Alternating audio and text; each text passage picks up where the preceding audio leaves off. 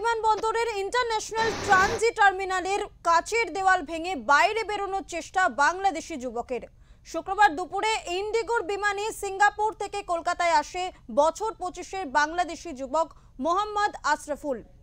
কলকাতা থেকে ঢাকায় যাওয়ার কথা ছিল তার। সূত্রের খবর, ইন্টারন্যাশনাল ট্রানজি লাউঞ্জে বসে থাকার সময় হঠাৎ করে লাউঞ্জের কাচ ভেঙে বিমানবন্দরের বাইরে যাওয়ার চেষ্টা করে সে। সিএসএফ তাকে আটক করে জিজ্ঞাসাবাদ শুরু করেছে। সূত্রের খবর, বাংলাদেশের নারায়ণগঞ্জে বাড়ি আশরাফুলের। কাজের সূত্রে তিনি সিঙ্গাপুরে থাকেন। জিজ্ঞাসাবাদের সময় বেশ কিছু অসংলগ্ন কথাবার্তা বলে ধৃত যুবক জানায়, আল্লাহ তাকে বলেছে সূর্যের আলোয় তার ক্ষমতা বাড়বে।